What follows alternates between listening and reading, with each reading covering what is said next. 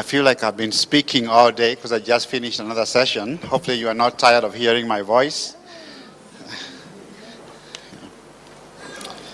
It's been a wonderful, wonderful privilege to be here. I always enjoy speaking in Kenya because it's home for me. I was born and raised here. And we are actually, I don't think I've said this before, but we are actually considering moving back to Kenya and settling in Nairobi permanently. So if you're tired of my voice, it will get worse. Right now, I would like to welcome those who are with us for the very first time. We've been doing this for the last couple of days. And what we are going to talk about right now is a topic that is so important to Christianity that if this doesn't work, the resurrection of Jesus Christ, if that isn't true, as the Apostle Paul said, then our faith is useless. We are just wasting our time. That was the Apostle Paul's view. And for Paul to say that, Paul, who was a Jew and a Pharisee, a person who knew about what God had done for the Jewish people throughout history, for him to say, let us eat and drink and be merry, for tomorrow we die, for him to say that if Jesus wasn't raised from the dead, that's what we need to do, it must have been such a powerful, heartfelt thing, because Paul could easily have gone back to Judaism if Christianity did not work. But he said, this is it. And so we need to look at it. We need to look at this issue and ask ourselves, can we really have confidence that Jesus did rise from the dead? Can we have confidence, even from a historical perspective, can we have confidence that Jesus rose from the dead? Now, there are many people who've never taken the time to go through the ancient documents to try and figure out whether or not Jesus rose from the dead. They haven't done that, but they have given their lives to Christ, and they are Christians. There is nothing wrong with that at all. It is not doing the historical work that gives you favor with God or that teaches you who God is. What saves you and what makes you right with God is placing your trust in what Jesus did on the cross for you. So this is not to say that if you haven't done this, there is something wrong with your faith. It's not what I'll be saying. But I want to begin in a place that most Christians don't think about that much. And that is with the question of the incarnation.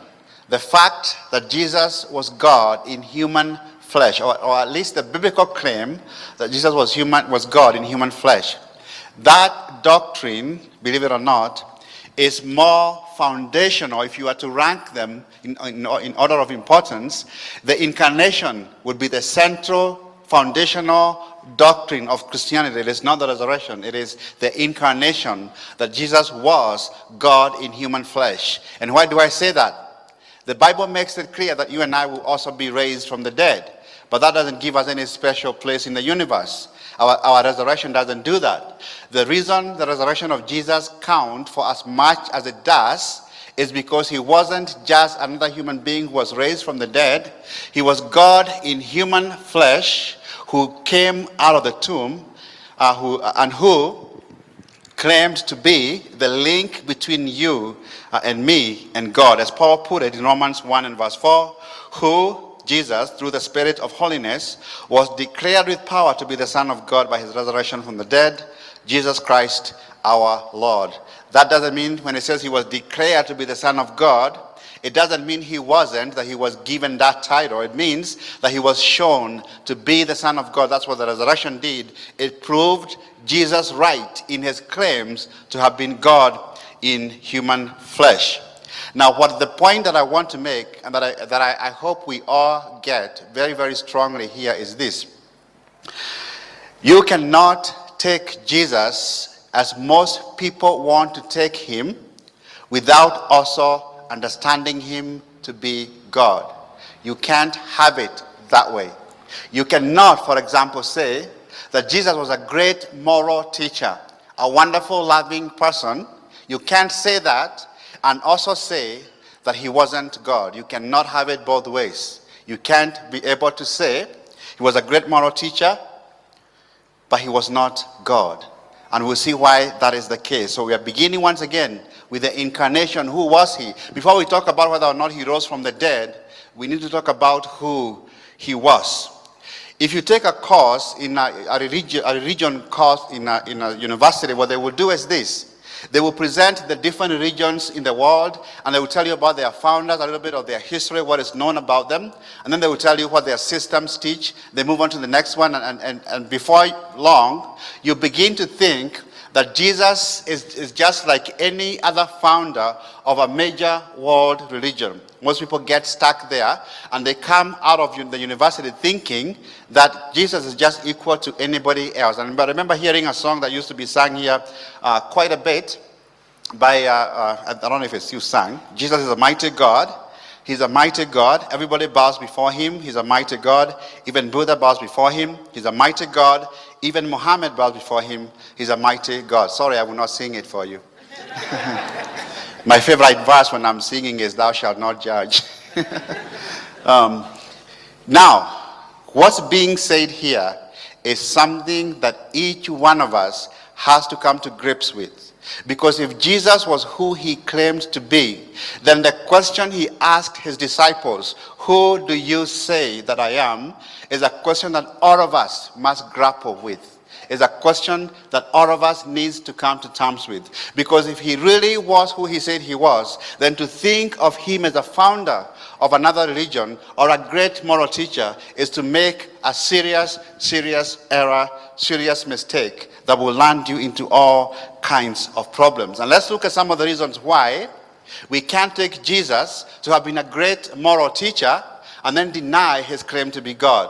Why we cannot do that. Number one, he claimed that he was without sin, that he was perfect. Jesus claimed he was without sin.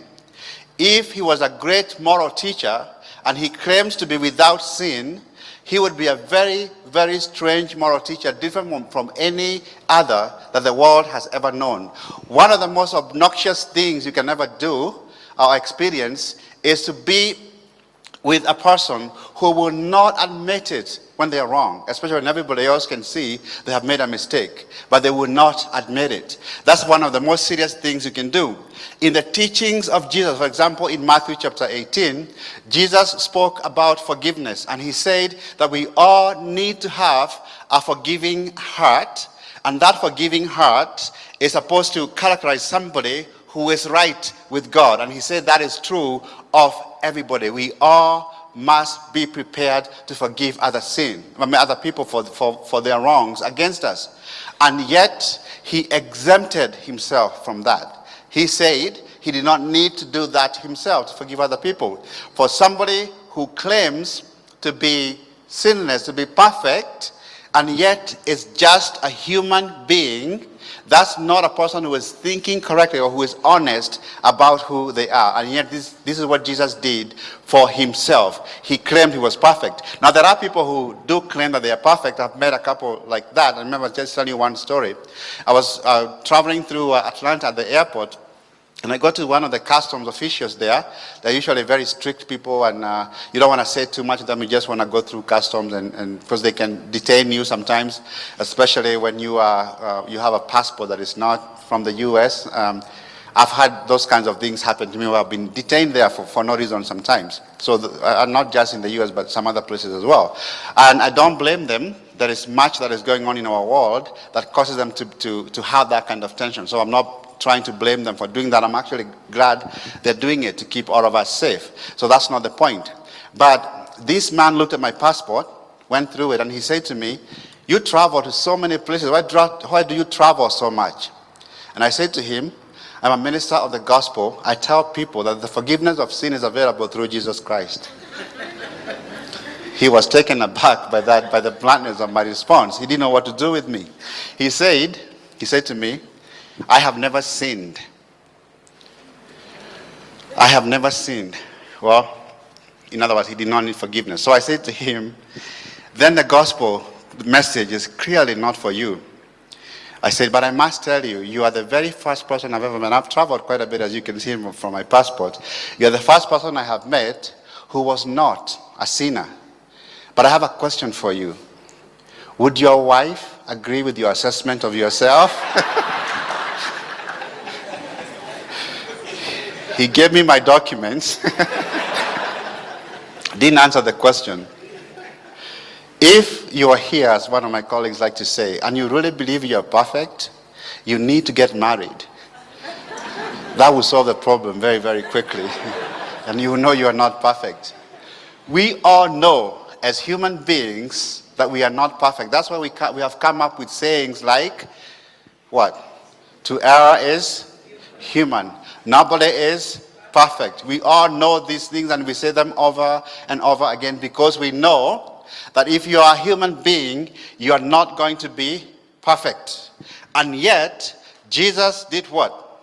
He claimed to be without sin. He looked at the Pharisees and said to them, which one of you convicts me of sin? Which one of you can convict me of sin? And then he encourages people, like I said, teaches people to forgive, and yet he exempts himself. How in the world can that be if he is just a great moral teacher? Another problem why we cannot just take Jesus to have been a great moral teacher or just a great founder of some religion. He believed that he would die and rise again as a ransom for sin for all of humanity.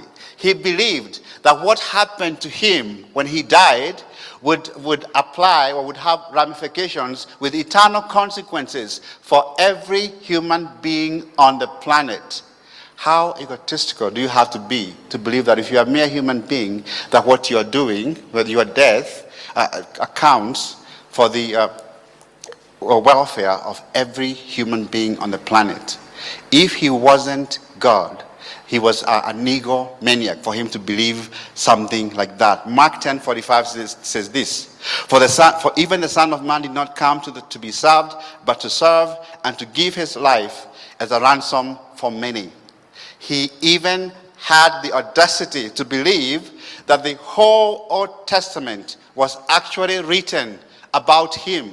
It all revolved around this person. He said this, Luke chapter 24 from verse 26. Did not the Christ have to suffer these things and then enter his glory? This is after the resurrection.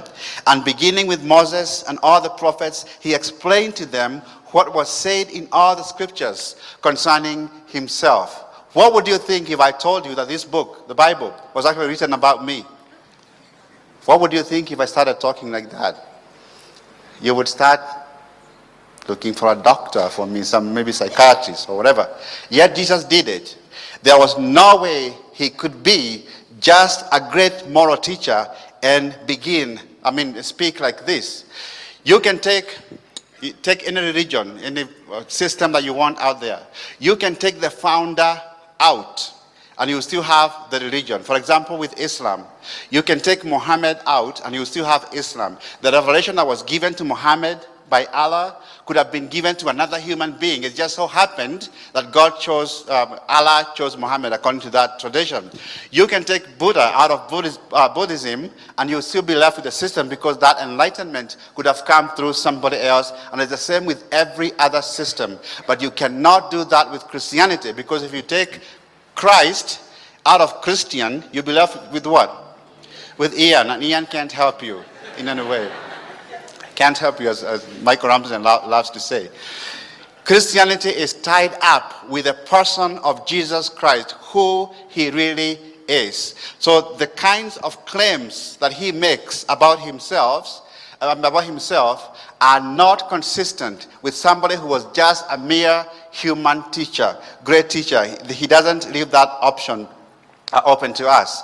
He even believed that he was equal with God. He believed he was equal with God. He accepted worship, for example, when Thomas called him my Lord and my God, he did not rebuke him. And yet we find throughout the Bible, when the angels are worshipped by human beings, they rebuke them for worshiping them, and they tell them, you are to worship God alone. And yet when Jesus is worshipped, he accepts that worship, making himself equal with God. The Jesus we find in history, in the pages of the Bible and in our church history and all that, is not a being who is just a great moral teacher if he wasn't God. You cannot take one without the other. Listen to how C.S. Lewis put this point. I love this quote. He says this: I'm trying here to prevent anyone saying the really foolish thing that people often say about him.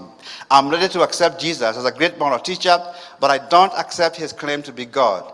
That is one thing we must not say. A man who was merely a man and said the sorts of things Jesus said would not be a great moral teacher. He would either be a lunatic on a level with a man who says he's a poached egg, or else he would be the devil of hell. You must make your choice. Either this man was and is the Son of God, or else a madman or something worse. You can shut him up for a fool, you can spit at him and kill him as a demon, or you can fall at his feet and call him Lord and God. But let us not come up with any patronizing nonsense about his being a great human teacher. He has not left that open to us. He did not intend to. So the person that we meet in the Bible who claims to be equal with God, C.S. Lewis says he was either a lunatic or a liar, or he was Lord, or else. Lunatic, liar, Lord, that's the famous C.S. Lewis triad. Now, for people who claim to be God, there are many people who do claim to be God, but they're usually crazy, right? They're crazy. I remember hearing a story about a psychiatrist who was visiting a new hospital, and he wanted to meet the patients. And as he was speaking to one of the patients, he asked the patient, who are you? And the patient said to him, I am Napoleon. And the doctor asked the patient, who told you you are Napoleon? And he said, God told me. And then the patient on the next bed said, I did not.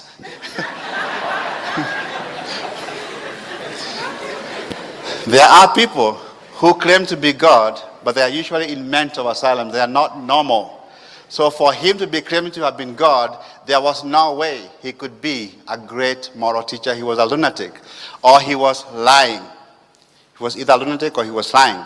Now, what's the problem if he was lying? Now, if Jesus knew, if he knew that he wasn't God, that all these things were not true of him, if he knew that, and he taught that to the people, he was definitely a liar. So he's not a great moral teacher. On the other hand, if he really believed he was all these things, and he wasn't, he was just a mere human being, then he was deluded, he was a lunatic. There is no way to get out of this. Once you begin to take the scriptures seriously, you are left with a God, with a being, whom you have to either take as being God in human flesh, or a liar, or a lunatic. There is nothing in between. Now, for many, many years, for many decades, scholars struggled with this question, with this issue, because there was no way to get out of this paradox until they came up with a new way of answering this objection. And that's where we are today. This is now the objection that you will find, especially around Christmas or Easter. You'll find in the newspapers, and I see it's beginning to appear here as well, where somebody will send in an article trying to question some aspect of Christianity. And now what they say is this: to that triad, he's either a liar, a lunatic, or Lord, they have added another L. He was a legend. None of this is true. All these stories in this book about Jesus came many, many years after Jesus. They are not true. They don't apply to him. We have to make a sharp distinction between the Jesus of history, the human being, the man Jesus, who went around teaching, and the Christ of faith, the glorified Son of God. This is how the story is told. Once you've made that distinction, the story is told like this. If you look at the Gospels that tell the story of Jesus, and actually just pay attention, because I have seen these articles in the newspapers here, and maybe some of you have read them as well. What they say is this: if you look at the Gospels, you'll find out that the first Gospel to be written was the Gospel of what? According to scholars today, the Gospel of Mark. They say the Gospel of Mark was the first one to be written, and the last one to be written was which Gospel? The Gospel of John. Mark was written many years after Jesus, maybe around in the 60s, or 30 years after Jesus, and the Gospel of John in the 90s. And in the Gospel of Mark, this is how the story goes. In the Gospel of Mark, Jesus is not presented as God. He is presented as just a human being. His favorite title is the Son of Man, not the Son of God. But by the time you get to the Gospel of John, he's been elevated to become the Son of God. So that you can see the development in their idea or teaching of who Jesus was. He begins as just a human being, a teacher. And by the time you get to the Gospel of John, he's now become the Son of God. Do you see the problem? That's how this argument is put forward. And so these are legends that developed around the life of a very charismatic, gifted teacher who was nevertheless just a human being. So we can't take the Bible seriously because it includes all these legends. Now that's where we are today. That's the way the argument is presented. And that's what I guarantee you will find every time you see an article by a skeptic written in the newspapers here, as I have seen. I've seen quite a number. They keep coming up over and over again. And that's the argument that's made over and over again. Now, are we able to respond to that? The question is this. Remember where we are. Let me summarize once more. If we take the Bible seriously, we are left with the being, with Jesus, with whom we must come to terms, because he's not just a human being, he is God in human flesh. So we have to deny the Bible to get out of that trap. And they deny the Bible by saying it's not true. Those stories are too late. They developed too late for us to be able to trust them. Now, are we able to find out whether or not these stories are early? At what time? At what point in time did the disciples of Jesus come to believe that he was God?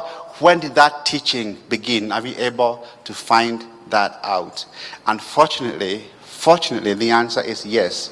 We are able to find out when the disciples started teaching that Jesus was God. That's not difficult to do, because by a stroke of history, we know some very, very important information from around that time. For example, the letters of the Apostle Paul. Everybody agree, all scholars agree that Paul wrote 7 of the letters, for example, Romans, 1st and 2nd Corinthians, Galatians, Philippians, and Philemon. Those were all written by Paul. Every scholar on the planet, every historian, Christian or not, they all agree that the Apostle Paul wrote those letters. They don't dispute that. And why is that the case? We know quite a bit about the history of that time because there's much information written for us. In the letters, Paul mentions people, and even in the book of Acts as well, Paul mentions events that took place at a specific point in time. One of the most important historical marker, like a peg, on which we can hang much of the information that we have in history, is a statement that is made by Luke, who wrote the book of Acts, about Paul being sent before Gallio, who was the proconsul of the province of Achaia. You remember reading that in the book of Acts. Now, this man, Gallio, was the proconsul or the leader of the province of Achaia for just 1 year, from AD 51 to AD 52. And how do we know that? There's an inscription that was found, something written in stone from the Emperor Claudius, giving Gallio instructions about what some matters of state, and it's inscripted. It's written in stone, and we know he was the proconsul there for just that 1 year, and yet Paul was taken to him for trial. If whoever wrote down this information was making the stories up, how in the world could they be able to get from Israel? You are many, many miles away from the province of Achaia. How could they be able to get the right person at the right time and get the right name when the person was in power for only 1 year, and most probably for less than 1 year? How in the world can that be possible unless this person was telling the truth? They did not have Wikipedia. He could not go and find out who was the leader at that time if he was making this up. He has he had to know this information. And what makes this so credible is that the point that is being made is made in passing. He's not trying to convince anybody that that Gallio was a proconsul. Then it just made in passing as a matter of fact. So he's not making any of this up. And so scholars believe that from that date of 51, 52 AD, from there we can be able to trace. We know where Paul was. He was in Corinth. We can be able to trace back his life, because in Galatians chapter 1 and parts of chapter 2, Paul gives us a chronology of his life, what happened in his life, where he was and what was going on. And based on that, we can be able to reconstruct his life and try to figure out when he became a believer. And it goes, when you do that, when you crunch the numbers, it goes back to about 2 years. Within about 2 years is when he was converted. He became a Christian 2 years after Jesus is said to have been crucified and resurrected. Just 2 years. So we can be able to go back. There are many other incidences. For example, Luke tells us, again in Acts chapter 18 and verse 2, that during that time, when Paul was in Corinth, he met a couple by the name of Priscilla and Aquila. He met them there, and they had just come from Rome. They had been expelled from Rome by the emperor, by Emperor Claudius. That happened in 49 AD. And that coincides exactly with the inscription given to us, preserved for us in a stone. And so we know when Paul did what. And he also talks about, for example, in 2 Corinthians chapter 11, verse 32, he talks about being arrested by King. We're trying to arrest him, like the Nabatean king, in 2 Corinthians 11:32, and he says that King Aretas was not able to get to him because he was lowered in a basket outside the city walls. Remember that story? We also know when that king died. So we know when these events took place. So we know when Paul started preaching, and when he was converted. Now we can ask ourselves this question. What message did Paul preach, and what did he think about Jesus at the time? What was he preaching? Remember, we are answering the objection that these are legends. They developed over a very long time. So we can ask ourselves, what was Paul preaching at that time, if he got the message that early? What was he preaching? It's also not difficult to find out, because he summarizes for us in 1 Corinthians chapter 15. If you have your Bible, you can just stand there with me. 1 Corinthians chapter 15, we begin reading from verse 3, and it says this. For what I received, I passed on to you as of first importance, that Christ died for our sins according to the scriptures, that he was buried, that he was raised on the third day according to the scriptures, and that he appeared to Peter and then to the 12. After that, he appeared to more than 500 of the brothers at the same time, most of whom are still living, though some have fallen asleep. Then he appeared to James, then to all the apostles, and last of all, he appeared to me also as to one abnormally born. That word, that he appeared, that he died, that he was buried, that he appeared, all those, that word, that, is actually a Greek word, in Greek is hoti, and is used as quotation marks. Paul is quoting a creed, a statement that had been put together by the church, which this is the way the church had summarized the gospel. So these are not Paul's words. This is a creed that he is quoting, that the church was reciting over and over again. And it had taken time for it to develop. It had not taken any time for it to develop, rather, because this is very, very early, just a couple of years after the resurrection of Jesus Christ, or the claimed resurrection of Jesus Christ. There are many other reasons why we know that this is a creed and not Paul's words, and that is very, very early. In some Bibles, it doesn't say Peter. What does it say? He appeared to Cephas, and that was Peter's name very, very early on in church history. Later he became known as what? As Peter. But this early on he was being referred to as Cephas. So Paul was already preaching the death and resurrection of Jesus that early. But somebody can say, well, that doesn't tell us that Jesus was God. Maybe they were preaching that he was resurrected, but that doesn't tell us that he was God. Now, that's why we move to another passage, if you have your Bible, 1 Corinthians 8, from verse 5 to verse 6. 1 Corinthians 8, from verse 5 to verse 6. In this passage, this is one of the most powerful passages in all of the New Testament, and you will see why in a minute. You can read it many, many times and miss what is being said here. Remember, the argument is this. The idea that Jesus was God developed over a long time. You find that in the Gospel of John. That's why you find it. And in John, you find him even creating things and all that. He's become God by the time you get to John. In Mark, he is not. So with Paul, the Apostle Paul, preaching this early, who did he think Jesus was? Now we look at the passage. But before we look at it, you need to know that Paul is quoting Deuteronomy 6 and verse 4 in this passage. The argument, what is going on here is this. The people have sent Paul a letter with a question, and the question they're asking is this: what should we do with food that is sacrificed to idols? Should we eat it? Is it okay to eat it or not? In response to that question, Paul quotes another creed and tells us what the disciples believed about who Jesus was, and he does this in a marvelous way. Deuteronomy 6:4 says this: "Hear, O Israel, the Lord our God, the Lord is one." Or in Hebrew, "Shema Yisrael, Adonai Eloheinu, Adonai Echad." "Hear, O Israel, the Lord our God, the Lord is one." The Jews repeated this over and over again. They do to this day. It's part of their prayers. So what does Paul do with it? What is Deuteronomy 6:4 teaching? There is only one God. The Lord our God, the Lord is one. That is what the Jews believed, and that's what Deuteronomy chapter 6 and verse 4 teaches very, very emphatically, the most important thing a Jew could say. Let's see what Paul does with it. Let's see what he does with that. 1 Corinthians 8, from verse 5 through verse 6. "So then, about eating food sacrificed to idols, we know that an idol is nothing at all in the world, and there is no God but one." Do you hear the Shema?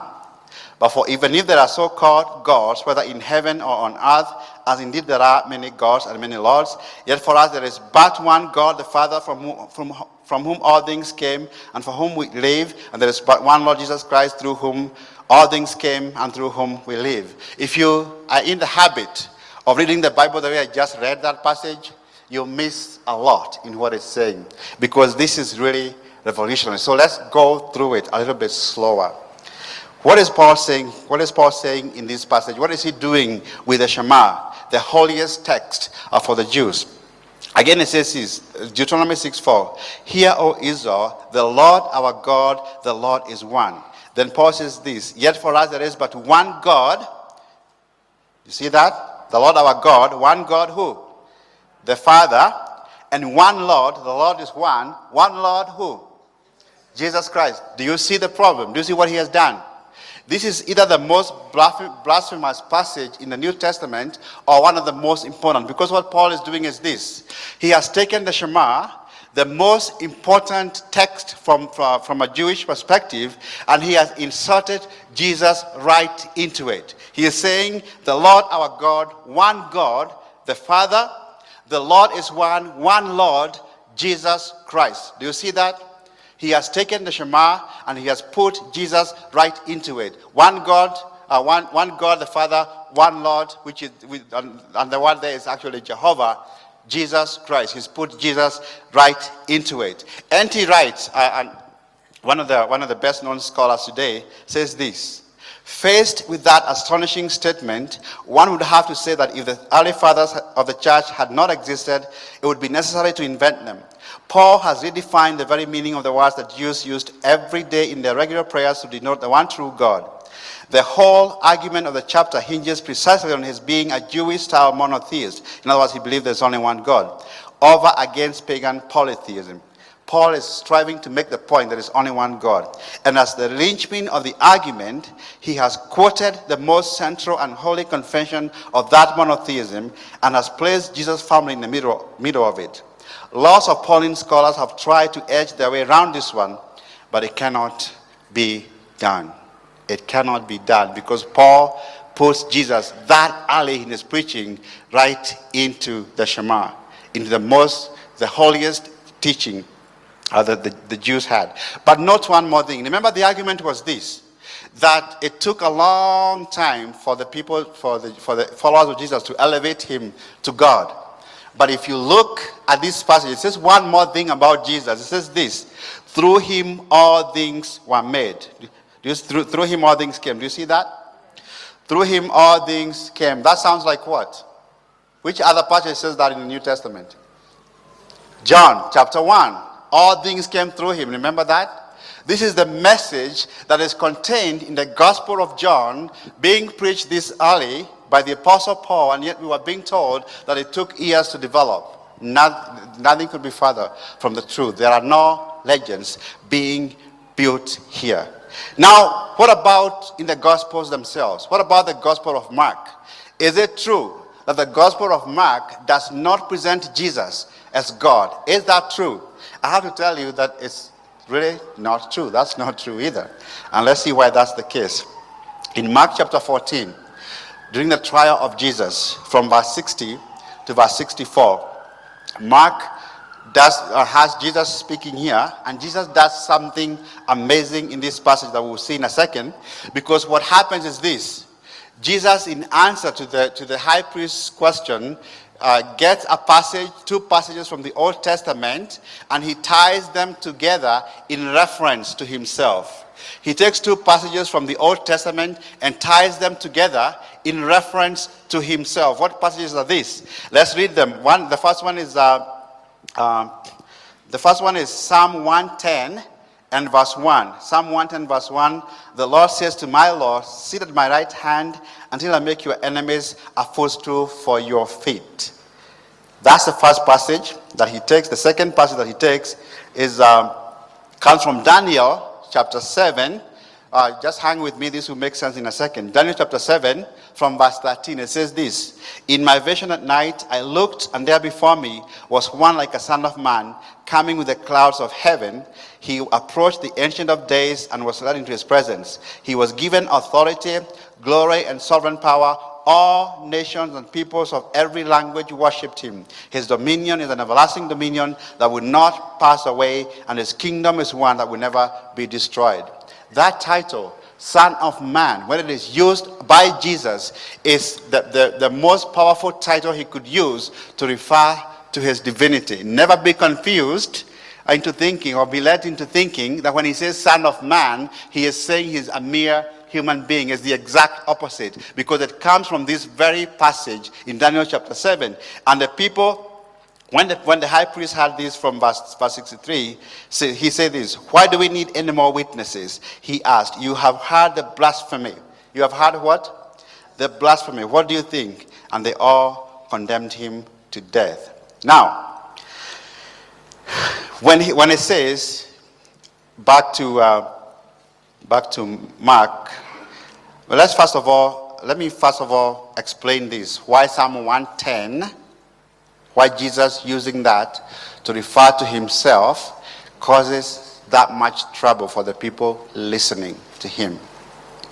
In Psalm 110, it says, the Lord says to my Lord, sit at my right hand until I make your enemies a footstool for your feet. That's what it says. How in the world does that verse teach that Jesus is God? Why is he being accused of blasphemy? In Daniel, it's easy to see that, because this is a heavenly being. But what about this verse? If you look at how David, throughout the Psalms, uses those words, my Lord and my God, every time you come across the word Lord, Lord, all capitals, that's the name Jehovah. That's the name Jehovah. And then if you come across the name, the word Lord, Lord, uppercase L and everything else lowercase, that's usually, it just means master. The Lord my master. So we can ask ourselves, who does David think is his master? Well, he answers that question for us. For example, in Psalm 8 and verse 1, he says this. It says, O Lord, O Jehovah, our master, how majestic is your name in all the earth. Who is his master? Jehovah. And then verse 9, same thing. O Jehovah, our master, how majestic is your name in all the earth. Then Psalm 16 and verse 2, I say to the Lord, I say to Jehovah, you are my master. Apart from you, I have nothing good. And it goes on and on and on, with David making it very, very clear that his master is who? Jehovah. Then he does something very strange with this passage, with this passage here. Now he has the two masters talking. He has Jehovah and his master talking to each other. Do you see how strange that is? Because it says the Lord Jehovah says to my master what he's been telling us, that his master is who? Jehovah. Do you see the confusion? See the problem? This is a reference, clear reference to the fact that there are at least two persons in the Trinity. And Jesus takes that verse and applies it to himself in answer to the high priest's question. A passage from Daniel and a passage from Psalm 110. Listen again to Mark chapter 14 with that as a background to what Jesus says. Then the high priest stood up before them and asked Jesus, are you not going to answer? What is this testimony that these men are bringing against you? But Jesus remained silent and gave no answer. Again the high priest asked him, are you the Messiah, the Son of the Blessed One? I am, said Jesus, and you will see the Son of Man sitting at the right hand of the Mighty One. That's from where? Sit at the right hand, my right hand. That's from Psalm 110. And coming on the clouds of heaven. That's from where? Daniel chapter 7. Do you see that? He takes these two passages and applies them to himself. And they all condemned him as worthy of death because of blasphemy. Because he was making himself equal with God. And that's in the gospel of what? Mark, where we are being told that Jesus does not present himself as God. In the gospel of Mark, nothing could be further from the truth. He presents himself that way in the gospel of Mark. So, if we take the Bible seriously, we have to conclude that he was who he claimed to be. He was God in human flesh. If we say these are legends, we have way too much information to show that that's really not the case. We could even look at more passages. We just don't have the time to do it. But I hope that's sufficient for us to see that what was being taught at that time was, right from the very beginning, that Jesus was God and that he had died and risen again, and that's what the disciples were preaching. Now, we come to the question of the night. But did he rise from the dead? And can we know that? Did he rise from the dead? And are we able to know that from a historical perspective? And the answer to that, as we will see, is going to be yes. So far I have not been claiming that any of this is true. That Jesus was God, that he rose from the dead. I'm not claiming that yet. I'm just telling you what was being preached and how early that message was. And notice what I have done here. I have granted the skeptic what he wants. I have accepted the claim that Mark was written first. I have not even disputed the dates of when these books were written. I have taken the information that they will allow, that the critics will allow, and from that information we still come up with the conclusions that we have made so far. So, when we ask the question, did he rise from the dead? But did he rise from the dead? There are several facts of history that need to be explained, that must be explained. The first fact is this, that Jesus died, that his death. He died through crucifixion by the order of Pontius Pilate, who was the Roman governor of Judea around AD 30, around that time, that he was crucified under Pontius Pilate, that he died. We also have to explain this fact of history. And by the way, once again, let me say this once again. I am not presenting to you information that my pastor has given me or some evangelical scholars. This is information from New Testament historians, from secular universities or whatever university you want to look at, from around the world. So this is not something that is accepted just by people who are Christians. That Jesus died, that the burial place where he was buried was actually a place that was known. And the reason they say this is because we are told that he was buried by who? Who buried him? Joseph of Arimathea and who else? Nicodemus, yeah. These were members of the council that condemned Jesus to death. Think for a minute with me here. If the disciples, whoever wrote this, was making the story up, would they have the people who condemned Jesus to death, would they make them the people who also buried him? They wouldn't, because that would be very, very easy to disprove. They would pick somebody else who was a little bit more difficult to disprove. So his death, his burial. The other thing we have to explain is this: his empty tomb. That his tomb was found empty 3 days later by a group of women who were his followers.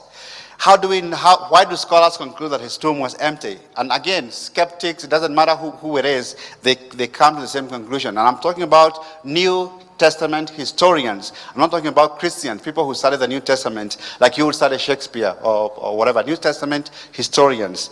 Why have they come to conclude that the tomb was found empty? It's because the Jewish polemic, when the Jews responded to what happened, when they tried to explain what happened, what did they say? The disciples stole the body, right? Which implies what? The body must have been missing. The body must have been missing. I'll come back to this later to look at the evidence for the empty tomb, but this is a fact that needs to be explained. The other fact is this: the appearances of Jesus. That the disciples are not... let me say this one more time for those of you who are skeptics here. I am not saying that Jesus appeared yet. I'm not saying that yet. And the scholars who study these things do not say that he appeared. What I'm saying is this: the disciples preached that he appeared to them. They believed it. They taught it. They taught that he appeared to them. That's where we are right now. And this is a fact that is accepted by virtually any New Testament historian that you can look at. The other fact is this: the beginning of the church in Jerusalem. The beginning of the church in Jerusalem, we must explain that fact, because Jesus was crucified publicly in Jerusalem.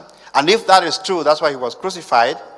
Why in the world would the disciples begin preaching this kind of message in a place where everybody knew what happened? The beginning of the church in Jerusalem must be explained as well. And finally, the persecution of the disciples. That the disciples were willing to be persecuted for what they were preaching. All these facts need to be explained. The death and burial of Jesus, the empty tomb, the appearances at the beginning of the church in Jerusalem, and the persecution of the followers of Jesus Christ. How do we explain those facts? Let me make this clear, because many skeptics miss this point over and over again. When you apply the rules of history, the way you study anything else in history, you come to the conclusion that all that is what happened in the early church. That's what the disciples of Jesus did with his life, with his person, with who he was. Those facts are accepted by historians. The difference is this: how do you explain those facts? How do you explain them? And many of them don't bother to explain them. They just tell you, this is what you will find. If you study these things from a historical perspective, these are the facts that you will find. How do you explain them? They say, well, they don't bother to explain them. But some do. Some do try to explain them. We have a lot of theories trying to explain what happened. One of the most common one, used to be a favorite of many skeptics, was this: the body of Jesus was stolen.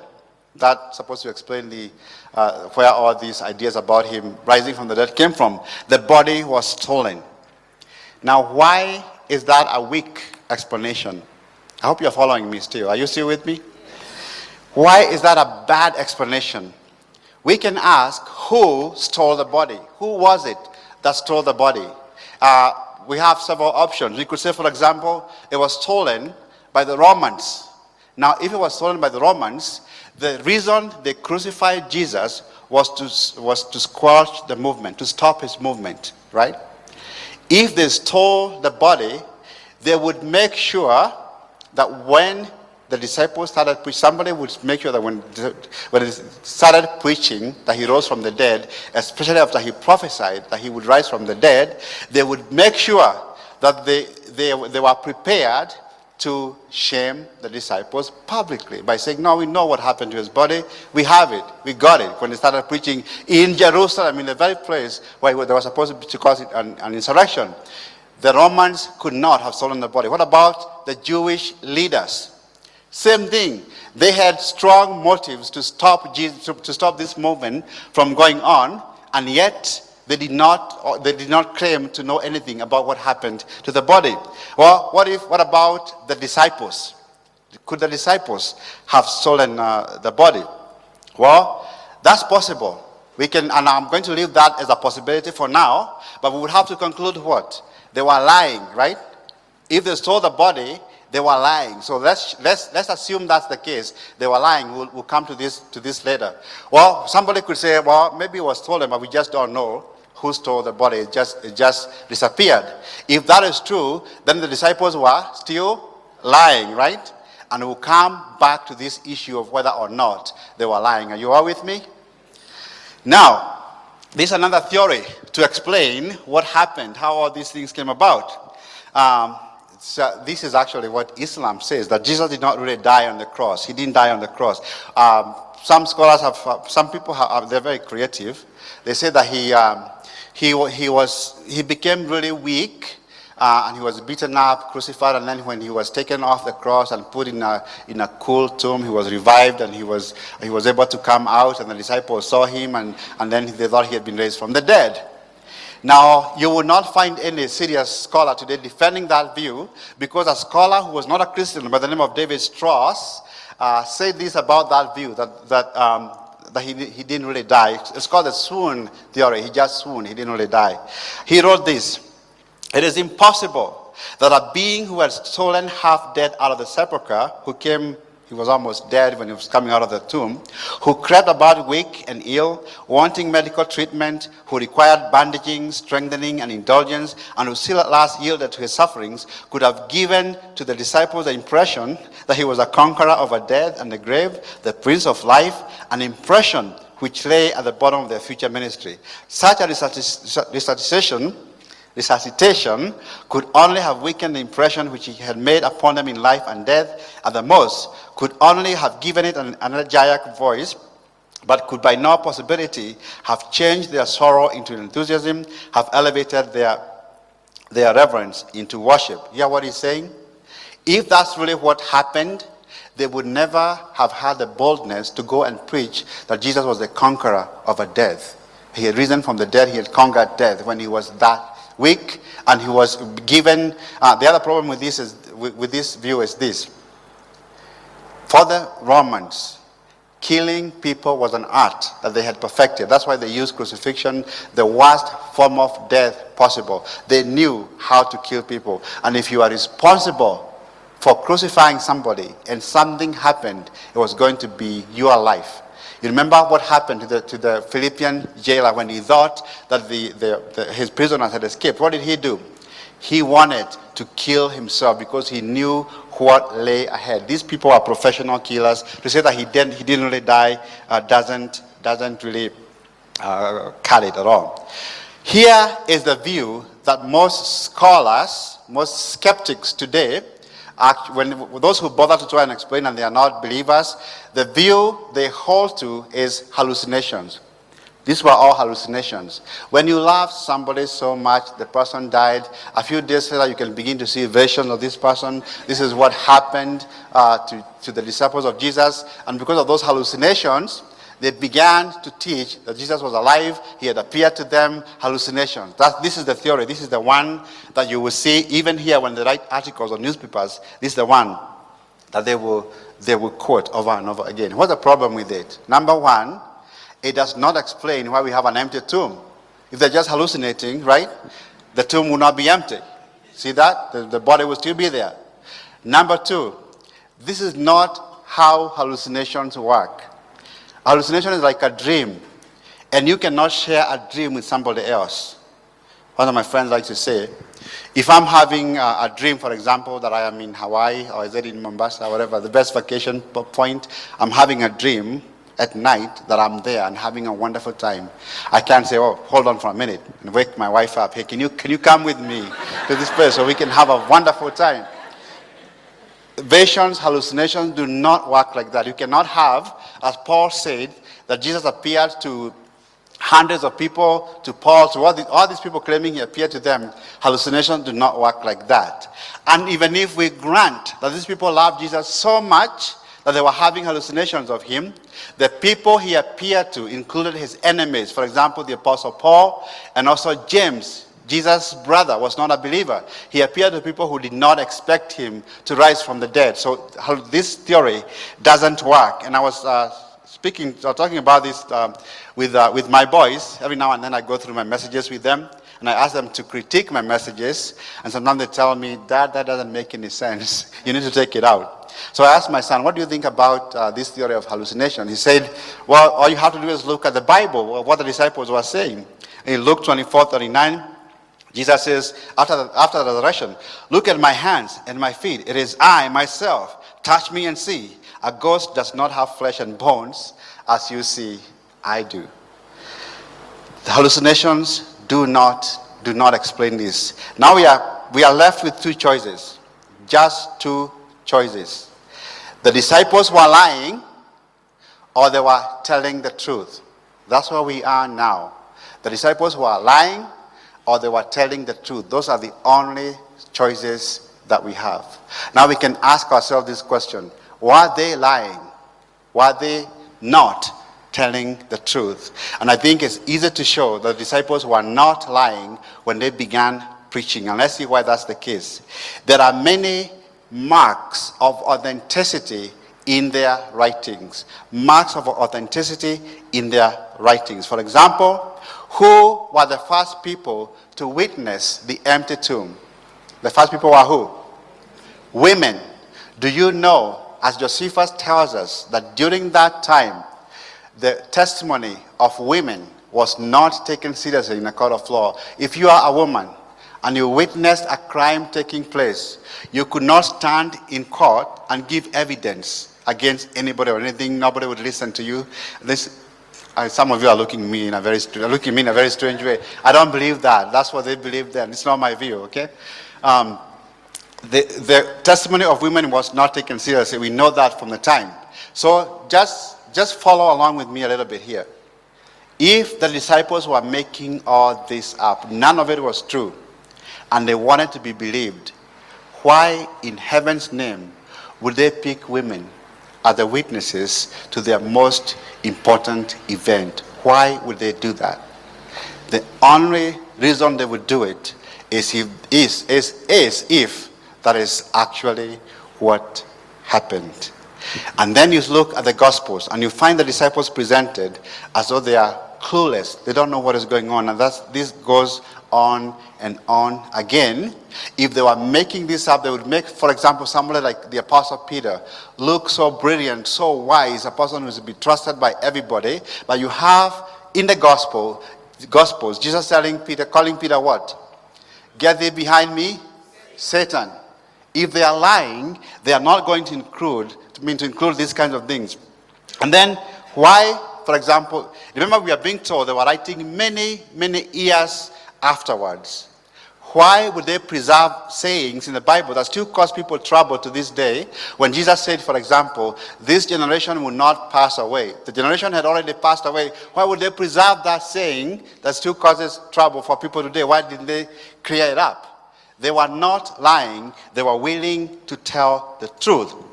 And the question, and the final point I want to make here is this: why would they submit themselves to persecution if they knew what they were teaching wasn't true? Why would they do that? And we know the Apostle Paul, for example, and Peter and James and Stephen and the others. They were all willing to die for their faith. Why in the world would they do that if they had made the whole thing up? People do not die for what they know to be true. Somebody might say to me, well, we have people blowing themselves up all the time, and they are from regions you don't believe are true, so what are you talking about? Listen to me, let me explain that. Those people who are blowing themselves up really believe that what they are teaching is true. It's rather they believe it. The difference is this: if the disciples were making up these stories, they would have known that what they were teaching was not true, so they would not have believed it. If you don't believe something, you know it's not true, why would you go willing into a place where you can be killed, which is what happened to them?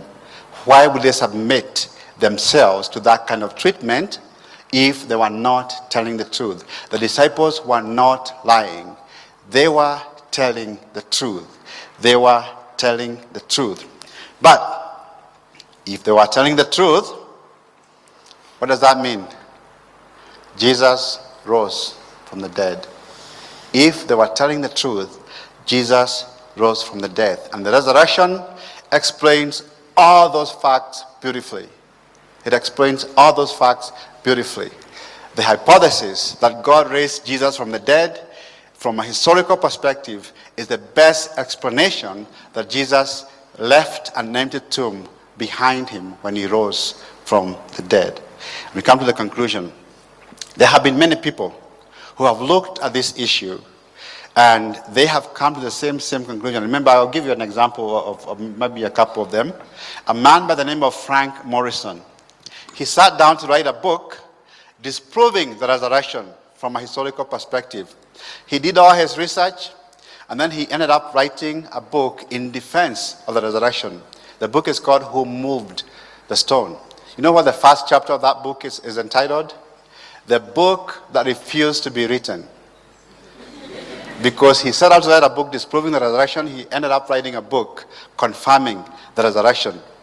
Somebody else was a professor at Harvard, very, very respected, an expert in legal evidences. His name was Simon Greenleaf. His students challenged him. They said, why don't you apply your skills to the New Testament and tell us whether or not Jesus rose from the dead?